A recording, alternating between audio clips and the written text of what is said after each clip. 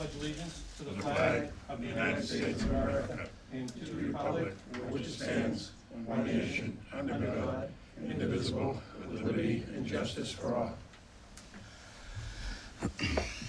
Just like to announce that this meeting is being recorded. Roll call. Mr. Bahu? Here. Mr. Lemay? Here. Mr. Moran? Yeah. Mr. Tatsias? Here. Mr. Gigi? Here. Mr. O'Hare? Mr. Espinola? Here. Mr. Booton? Here.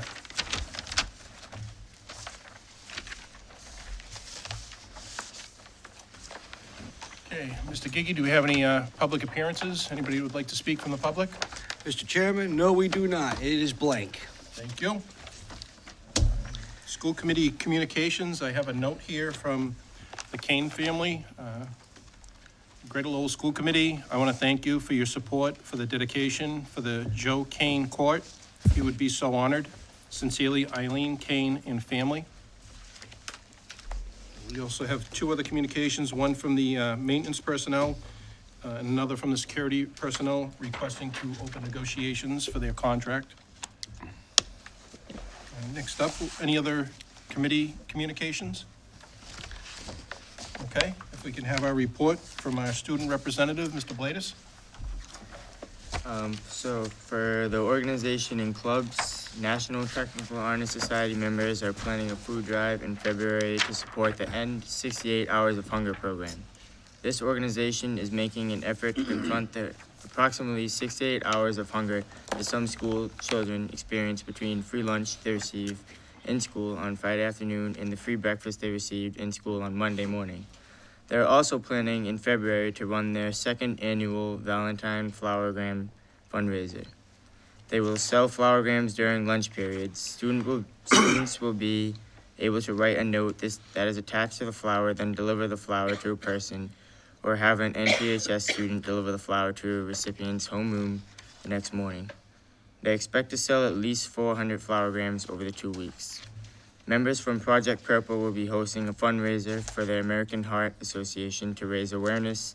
They will be selling wristbands and duck keychains with all proceeds going to AHA.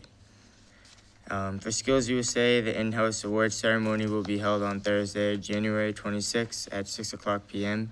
in the lecture hall. All students preparing to compete at the district competition in March will be recognized. On Friday, January 27th, the junior class will hold their junior prom at Lindsay's in Drake from 7 to 11 o'clock p.m. The sophomore class committee will continue to meet to discuss possible after-school activities, guest presenters, and ways to improve school spirit. The committee is also discussing an end-of-the-year activity for sophomores who have volunteered and contributed to school events. For drama club, students did a wonderful job performing in the GLTHS holiday show. They are now going to start auditions for their spring performance of Almost Maine. And for the Griffin Athletics, our swim and dive program has been off to a strong start, diving out of the blocks at a 3-0 of the season. The team will look to continue their success in the second half of the season in a non-league meets against O'Brien and East Boston, as well as league meets with Shawsheen and Mystic Valley. The cheer team continues to work hard on preparation for a competition season in February. They also continue to support our basketball program at home games this winter. For the Lady Griffins basketball team is out to a 4-2 start through their first 6 games. A very young team with 4 underclassmen in the starting lineup, the second half of the season should hopefully be more successful as they gain valuable game experience. For boys basketball, they have continued its winning ways of recent seasons, racing out to a 7-1 start of the year. The boys team will look to remain strong through the regular season and position themselves for a deep tourney run come March. For the Griffin Wrestlers, they recently captured a big non-league win over traditional state power Lowell High School on December 31st. The team also had several place winners at the prestigious Lowell Holiday Tournament over Christmas break and will look to have a strong showing in the upcoming state vocational and North Regional tournaments. And you also did well Saturday. Good job. Thank you.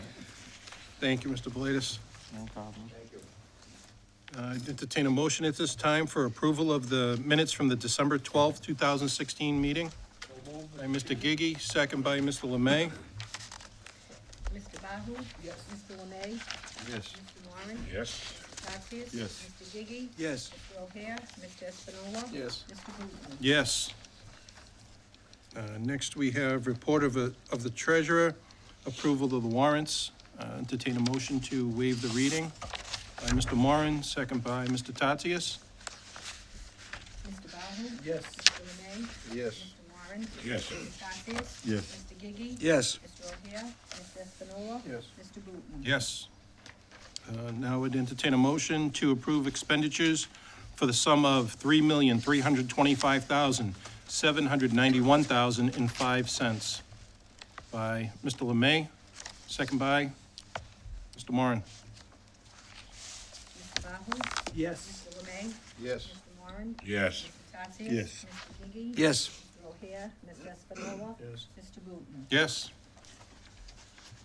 Okay, no report from the general counsel.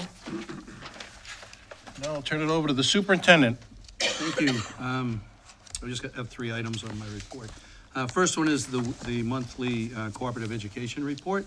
Happy to report that we're up 2% over last year. We got 39% of our senior students placed at this time, 188 positions. And our junior students will become eligible within the next couple of weeks. Once they hit the halfway mark of the year, then they become eligible and they'll start to go out as well. I'd also like or request your approval for a donation. We're very fortunate that the owner of DS Graphics, Mr. Justin Pallas, offered to donate he's going to purchase and donate a brand-new dye sublimation system. It's a piece of equipment we don't have. There's actually a new Skills USA test that is based on this equipment. So, he generously offered to purchase the equipment for us, and we'll be able to start teaching that component of the program. Move to approve.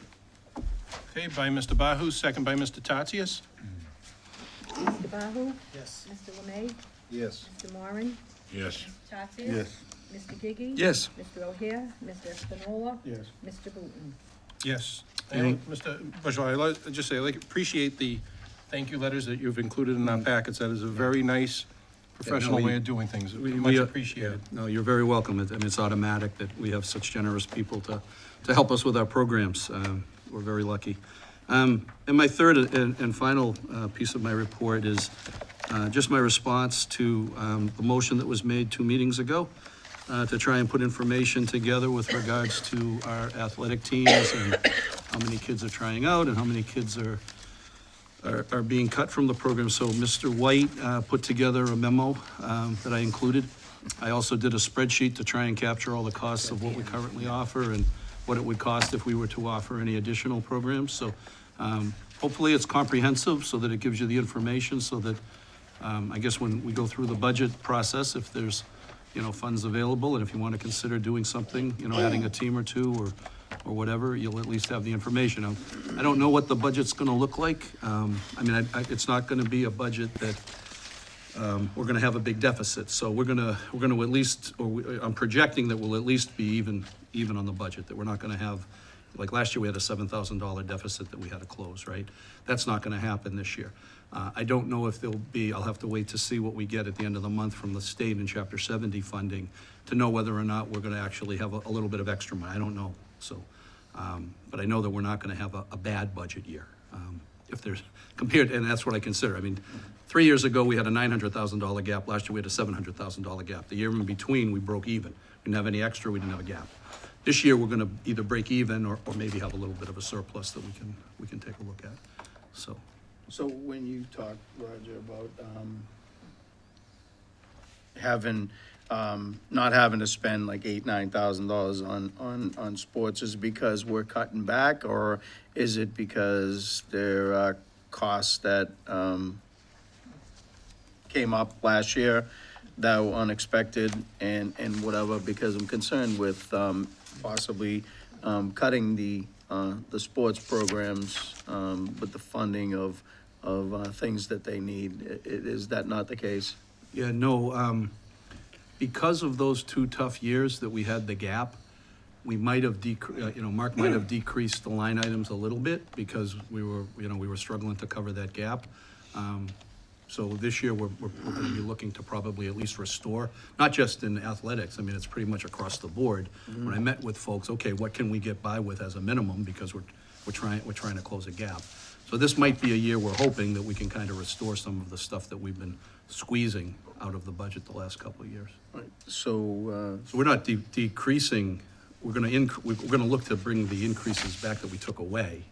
But it's not just gonna be athletics, that's gonna be for all our programs. and that's through you, Mr. minimal. Chairman, to expand on your motion. I was at the wrestling meet on Saturday.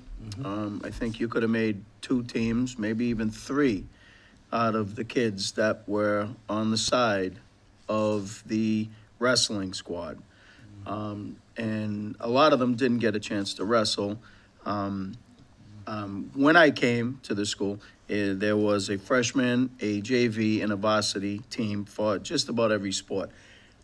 I don't believe there was as many sports as there are now, but there was 3 teams for each sport that was available. And I know that with Mr. Booton's request to look at that, I would like to have some information on, because it's not like it was when I came here to have a freshman, sophomore, a freshman, a JV, and a varsity anywhere. So if we were to add another team, a JV or a freshman team, or to provide the funds for that team, where would they play? How would we be able to put these kids in another team and put them into competition mode? Even if we have to play each other, is that an MIAA no-no?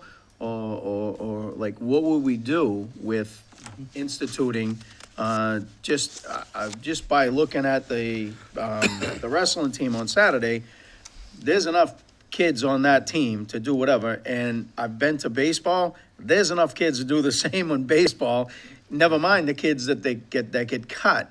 So if we were to supplement a budget to expand these programs, according to Mr. Booton's request, is it possible, and what would we do if it is possible? So just a comment on Saturday, that was with the snowstorm coming in, correct, on Saturday? No, it was just past Saturday. Right. Yeah, the snowstorm was Yeah. coming in, but So I think what we did was we didn't do the under the JV wrestling. Did we cancel it in order to get done early? Mr. White, why don't you come up to the table, because I'll have a couple I of think questions normally for you, those too. kids that you saw that didn't wrestle get a chance to wrestle, but we didn't do it because we wanted to get them out because of the snow coming in. And whoever was responsible for keeping the wrestling, a good job on Saturday, because there were a lot of people that were very upset about other meets being canceled, so congratulations. Yeah, do on those Saturday, kids normally wrestle? typically, I mean, the way, it actually, it was supposed to be a quad meet, it was only a try because Malden bagged out altogether and said, we're not gonna come all the way up there because they're usually a smaller team anyways, and they decided it wasn't worth the trip with the snow. So we were down a team anyways, but typically, yeah, in a meet like that, you would see those JV and the freshman kids wrestle, either after the varsity match or on the second mat while the varsity match is still going on. But we I spoke with Roger pretty early, about 6 a.m. that day, and we kind of said, we'll do it, but we would like to get everybody out of there by 1 o'clock. So we kind of set like 1 o'clock as the deadline, and we got in as much as we could. We got a few JV matches in on the side, but not many. We maybe did about a dozen. Typically, we'd probably do about 35 JV matches, so we kind of cut it short, just for safety reasons, because the snow by 12 was coming down pretty good, so we kind of wanted to get everybody out of there as quick as we could. And with about a half-hour cleanup afterwards to break the mats down and stuff, we had to stop wrestling about 1:15 so we could get out of there by 1 o'clock. So that was So- kind of the plan. That's with this Saturday, that's Correct. understandable with this, but so, like, in response to my question, do you feel that there is a need? And if there is a need, and if we were to expand the program, would we be able to have the kids compete somewhere? Oh, yeah, I mean, I've been in conversation with Roger about this for a while, and I think in the report, it kind of encapsulates some of the programs that do have larger numbers, and do make a lot of cuts. Each of the last 3 years, we've shown an increase in, excuse me, a little bit of a cold, the number of kids trying out for sports, which is great, but in theory, some of those, we're just kind of turning away more kids too, because in the bench sports like basketball, baseball, those type of things, we have limited roster sizes. You can have 150 kids try out. That's great. We want every kid to give it a shot, but we're still only going to keep 15, because there's only so much that you can do. So yeah, there's definitely some programs that could probably support a third team for sure, and there's some programs that we probably could add at a minimum cost that would serve a lot of our kids, like indoor track, for example. There's the Commonwealth Athletic Conference, which we're in, holds a weekly indoor meet at Lynn Tech every week, and we have about 130 kids run in the spring. So I bet you we could even if we got 40% of those kids, we'd still have 40 kids out there, which is a great working number for an indoor track team. And we already have uniforms. We already have the So spring we have ones. no indoor track right now. No, we don't. There's probably, I think, 4 teams in the league that do: Chelsea, Greater Lawrence, Lynn, and I believe Whittier has a team. So there would be a venue and there'd be opponents for us to run. It's just we've never had one since I've been here, and the spring track program has grown exponentially over the last 3 years. It's really, the numbers are huge. That explains why all of the indoor track records that from the kids Have been that I standing was since here the with 80s, yes. are still Because holding up. they've had any competition for at least the last decade. If I could, are you all set, Mr. Espinola? I'm all set, yeah, thank you. Mr. Espinola I touched appreciate on it, thank you. something different, and I think I had a conversation with you and a few with Mr. Bourgeois about, we have the kids to fill those teams, but he asked about competition. Yep. It's my understanding from some of the parents that contacted me and coaches that there are JV teams or freshman teams that any of these teams that we did implement, we would have a place for our kids to compete again, right? Yes. One of the things. So we do have, it's not like we're just going to start an indoor track. They'd be able to go a freshman softball team, freshman basketball team, or Yeah, not basketball, yeah. but Most, I'd golf. say, about in league, there's probably, depending on the sport, like you touched on baseball, there's probably 3 or 4 freshman baseball teams in league right off the bat. So you play each of those teams twice, you got 8 games right there. You pick up one with Lowell Catholic, or you could fill in you could probably fill out a 12, 15 game schedule pretty easily. Same thing with softball. Same thing with if you did a freshman girls basketball, same thing. You could put together a schedule pretty easily. Usually you typically do between 15 to 18 games for sub-varsity anyways. We could fill that. It's, and space-wise, in that memo, it outlines some of the things that space-wise, the challenges that we might face. But yeah, we could definitely put together a schedule if we had the funds to do the team, yeah. Okay. I had one other comment I just wanted to make. I want to apologize to Mr. White. I wasn't feeling well at the last meeting, and I was still here, and I had my pen over the part of old business, and he came to the meeting, and I'm sorry you came that night, and I didn't get to you. It was my fault, and I'm sorry. Not a problem.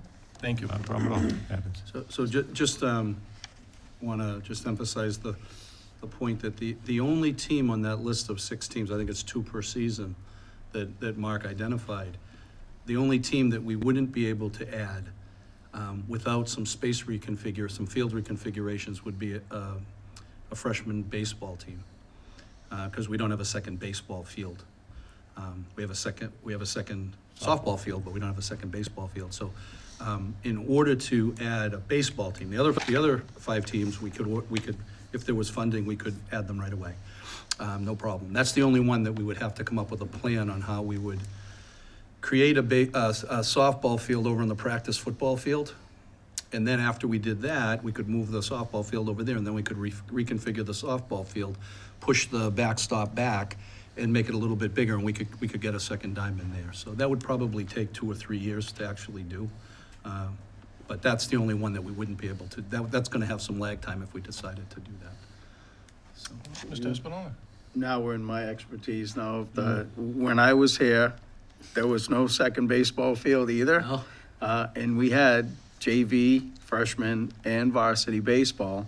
And there wasn't even the field that, which became a football, now is a softball field along the back of the back entrance there. yeah, that was what I Now, said. now it's an We official thing. reconfigured, yeah. We used to run up and down the hills over there for football. But there was no freshman baseball field. There was only the field that we play on now.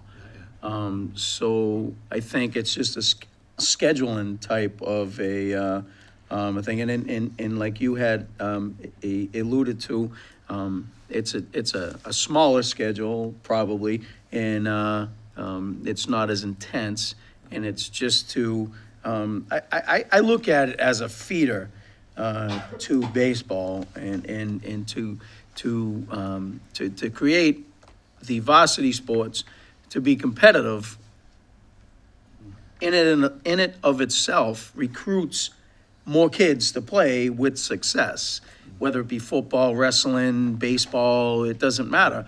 When you have success, it recruits it on its own, and you don't need to advertise, and you pull that. So I think that the baseball, I have a nephew that's here right now as a freshman, and there's no room for him. There wasn't any room for him on the fall baseball, and my son played against the fall baseball team, who I did coach for the previous two or 3 years. They could have put 3 teams on the field in the fall. There was that many kids that were playing in the fall. It was 35 degrees out, and there were enough kids for grade or low that they could have made 3 teams.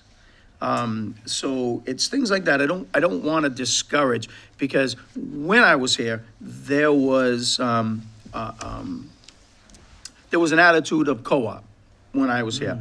Now there's more technology, trades, there's more things that allow you to stay here instead of going out to work.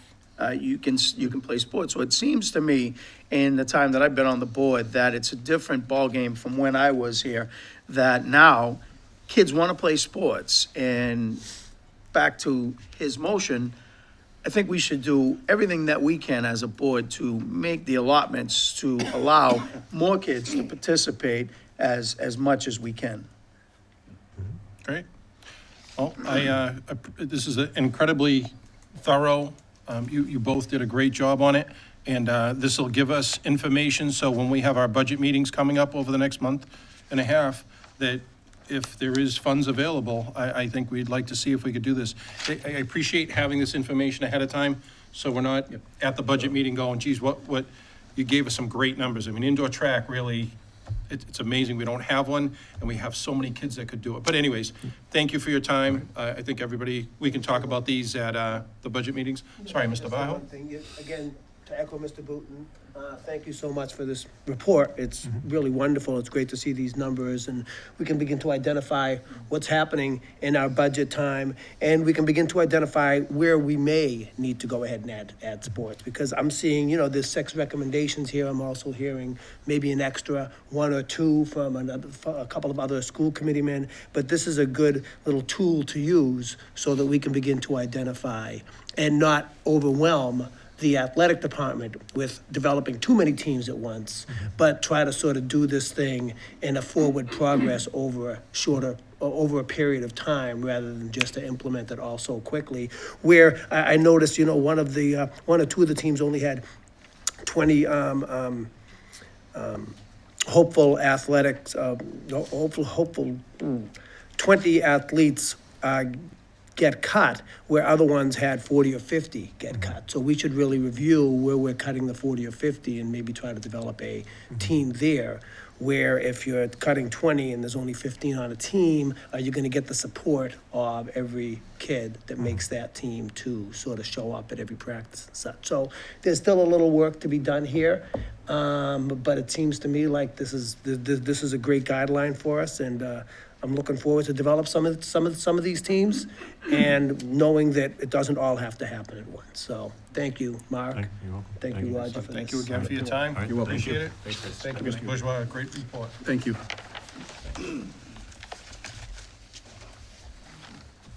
I think that's it.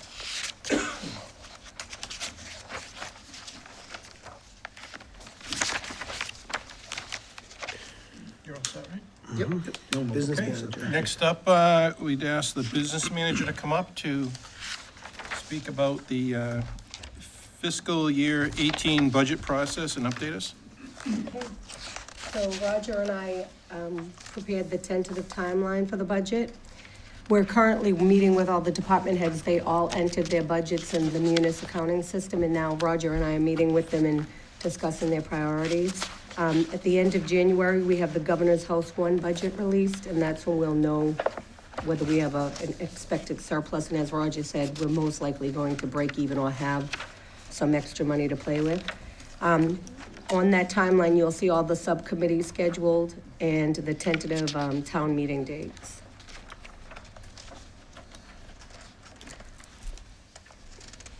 So in addition to all of that, you know, the timeline that you're reviewing in front of you, we are projecting the foundation budget will increase between 1.5 and 2.6%, depending on the final inflation factors, the inflation rate factors, and our enrollment will increase by 60 students, so we'll get extra funds for that as well. We're also shifting health insurance contribution rates from the 80-20 to the 75-25, so we're expecting some extra funds from that. On the expense side, we experienced budget increases to salaries, health insurance, and retirement costs, and that's totaling about $1.2 million. We're expecting the same for the FY18 budget. So that's my. And the next item that I wanted to share with you is the long-term financing schedule. As you know, we're coming on our 1-year mark for the short-term note sale that we did last year. So on January 26th, we're scheduled for a bid on the notes sale. On February 1st, we have a ratings call with Standard & Poor's that gives us our rating, and which dictates our interest rate on the permanent bond financing.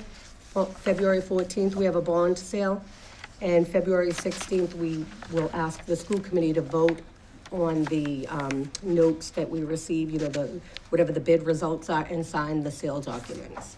So we'll put that, you know, you'll have your language in your next packet.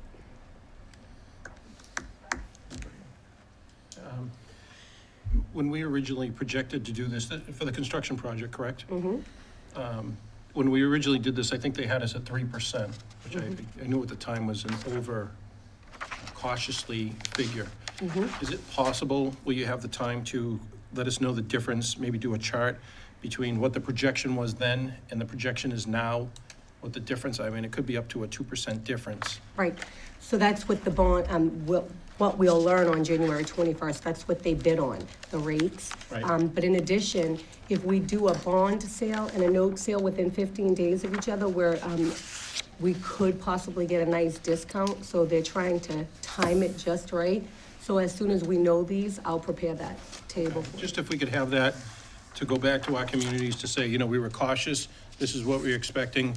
It's gonna lower actually the amount, the financing amount that they were going to be paying. Okay, I feel it will be, but So about half the project's already long-term financed, correct? yes, 9.8 million. Yeah. Do you recall what the rate was for that? I believe it was 3%.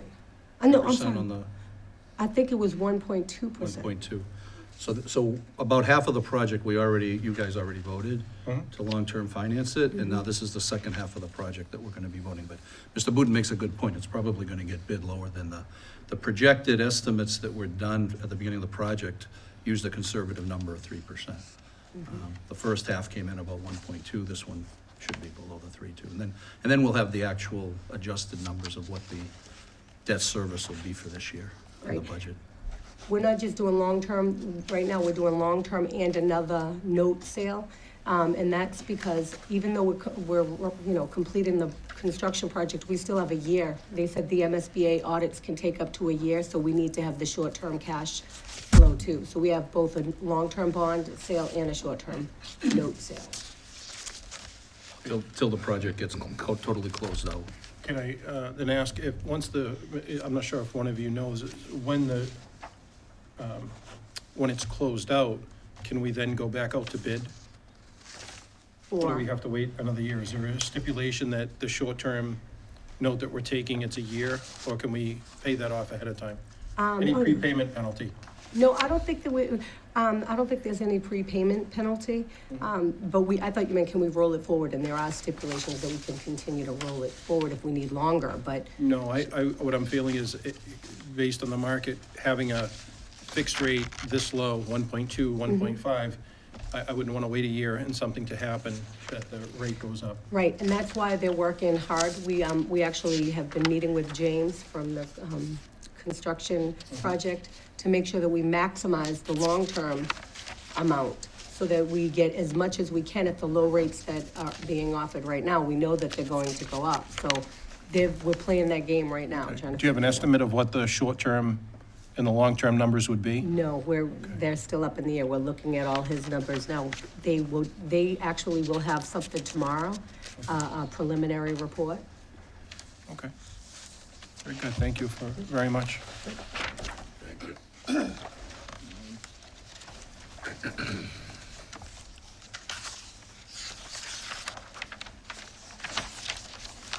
Okay, anything in old business? Okay, no new items, no new business, or any new business, I'm sorry. Does anybody have anything for new business they'd like to discuss? Okay, no committee motions. This time, report of the subcommittees, I'd entertain a motion for approval of the December 15th, 2016 Greater Lowell Technical High School Building Committee Report. By Mr. Moran, second by Mr. Tatsias. Mr. Bahu? Yes. Mr. Lemay? Yes. Mr. Moran? Yes. Mr. Tatsias? Yes. Mr. Gigi? Yes. Mr. O'Hare? Mr. Espinola? Yes. Mr. Booton? Yes. No monthly approvals. Entertain a motion to adjourn. Mr. Bahu, second by Mr. Espinola. Mr. Bahu? Yes. Mr. Lemay? Yes. Mr. Moran? Yes. Mr. Tatsias? Just a couple more signatures. Yes. Mr. Kempton, sorry O'Hare? about Mr. that. Espinola? tied up over there? Yeah. Yes.